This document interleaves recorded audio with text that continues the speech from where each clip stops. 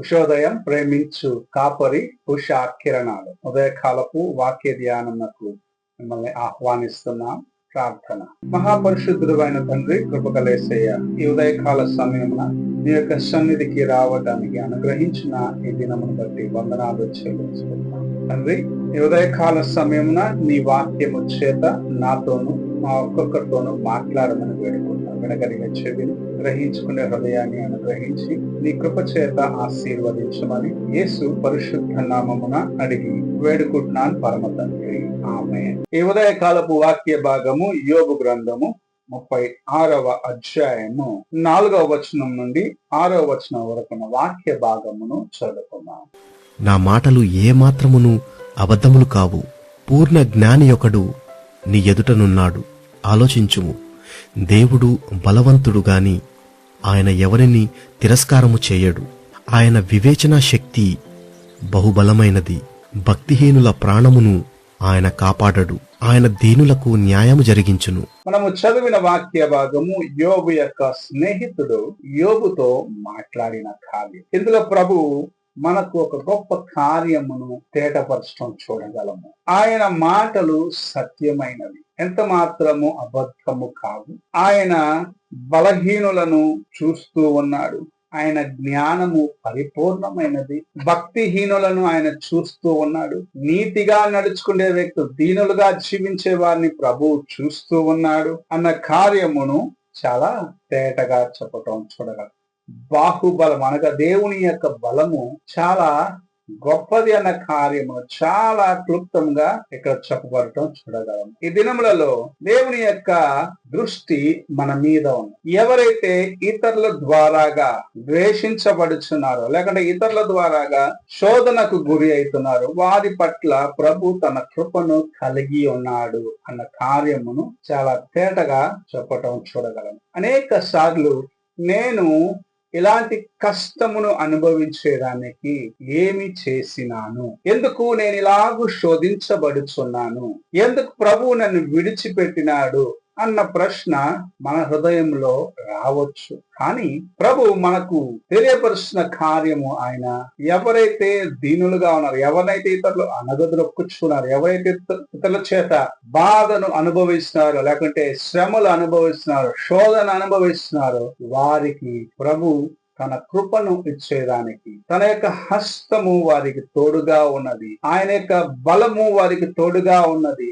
ఆయన కృప నిరంతరము వారికి తోడుగా ఉన్నది అన్న కార్యమును ఇక్కడ భక్తులు రాయటం చూడగలం. నీ జీవితంలో ఏ కార్యమును చూసి ప్రభువు నన్ను చేయి విడిచినాడు, నేను శ్రమ గుండా వెళ్తున్నాను, నేను శోధన గుండా వెళ్తున్నానని నీవు ప్రశ్న వేసుకుంటున్నావు, ఆ ప్రశ్నలో ప్రభు నీకు ఒక సమాధానము ఉంచి ఉన్నారు. అదేమిటంటే, నీవు శోధన గుండా వెళ్తున్నది, పరీక్షల గుండా వెళ్తున్నది, ప్రభు నీ ద్వారాగా గొప్ప కార్యములను చేయట కొరకే. నీవు అనుకోనవచ్చు, శోధనలో నాకు సహాయం లేదు, కష్టంలో నాకు సహాయం లేదు, నేను అన్యాయముగా నిందించబడుచు ఉన్నాను, నేను అన్యాయముగా శోధనకు గురి అయినా, లేకపోతే అన్యాయముగా ఇబ్బందులు పాలవుతున్నాను అనుకునవచ్చు. కానీ ప్రభు నీ ప్రక్కనే ఉన్నాడు.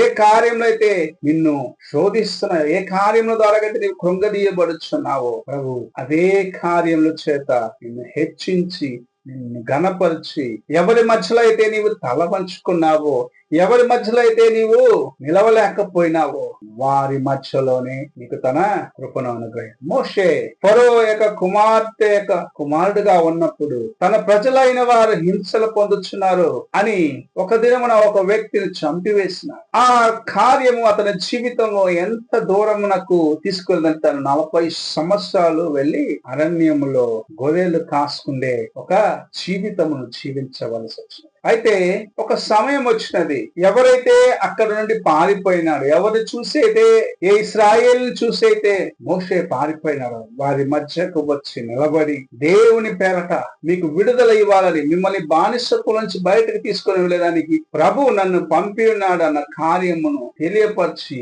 వారిని బయటకు తీసుకొచ్చేదానికి ప్రభు ఒక గొప్ప సాధనముగా వారి ముందు మోషేని నిలబెట్టినాడు. నీవు అనుకొనవచ్చు, వీరు నన్ను ఏం చేస్తారో, నేను చేసిన కార్యములు వీరికి తెలుస్తున్నాయి, నేను చేసిన పొరపాట్లు వీళ్ళకి తెలుసు, నేను జీవించిన జీవితము తెలుసు, నన్ను ఎలాగ అంగీకరిస్తారేమో అన్న ప్రశ్న నీ హృదయంలో ఉండవచ్చు. కానీ ప్రభు నీ యొక్క పాత జీవితము, నీ గత జీవితంలో ఉన్న బలహీనతలు చూడట్లేదు. కానీ నిన్ను ఆయన యొక్క కృప చేత ఆయన నిన్ను నిలబెట్టి నిన్ను వాడుకోవాలని ఆశించిన దాన్ని బట్టి నీకు తన యొక్క బలమునిచ్చేదా, నీకు తన కృపనిచ్చేదానికి నీకు తోడుగా ఉన్నాడు. అన్యాయస్తులు చేసే కార్యములను చూస్తూ ఉన్నాడు.